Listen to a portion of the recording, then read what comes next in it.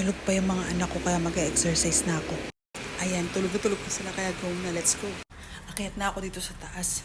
Nakasaing na ako, may ulam na.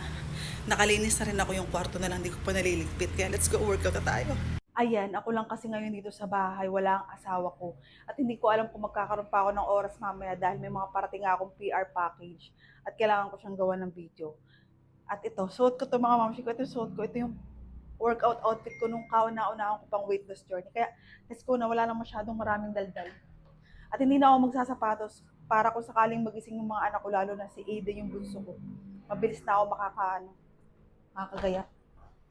Ito yung sinuot kong sapatos kasi ito yung sinuot kong tsinelas kasi pwede itong pang workout yung Posy Relax Air. Let's go. Walking muna. Walking. Treadmill muna. Treadmill. Ayan, walking muna tayo. Di ko alam kung makakailang minuto ako dito. Kasi basta magising na sila, stop na ako. Diba? Walang oras pero mahalaga. Gumagawa ng oras. Ito yung suot ko, hindi na ako nagsapatos. Pwede rin kasi ito pang walking. Ayan. Stretching.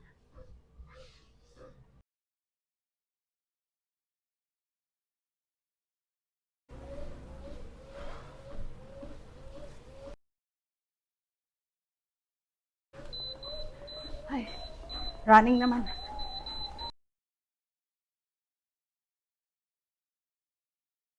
Ayan, naka 30 minutes ako sa walking, brisk walking, and running.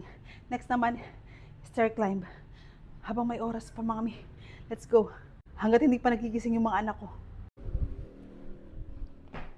Ayan, stair climb naman kahit mga 10 to 15 minutes lang tayo dito. Maganda to mga mamsi ko. Ang target kasi nito is stair climb. Glutes, legs, hips. Tapos yung arms mo din. Kasi andito, may bigat din dito. Kaya if wala pa kayong budget sa treadmill, masasuggest ko, mag-stair climb din kayo. 15 minutes mo dito, more or less na 200 calories.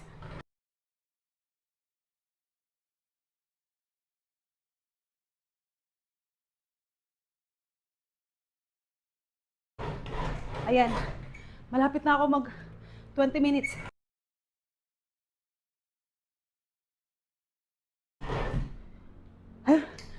Ayun, 20 minutes na.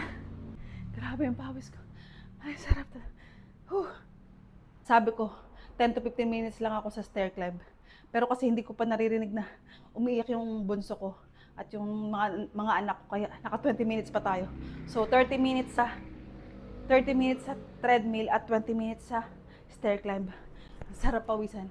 So, naputol kanina kasi nga lowbat ako. Pero ayun, nakaligo na ako. Tulog pa rin yung mga bata. At nagpapainit lang ako ng tubig. Ito yung almusal namin, itlog at saka maling. Pero kakainin ko lang nito dalawa. Nagpapakulo lang ako para makain ko na ito aking breakfast. So ayun mga mamsi ko, yan ang aking morning routine kapag mag-isa lang ako dito sa bahay tapos walang pasok si Ate Aki. Naka 30 minutes ako sa treadmill at naka 20 minutes ako sa stair climb. Napakasarap talaga mag-exercise, napakagaan sa katawan. Ayun lang.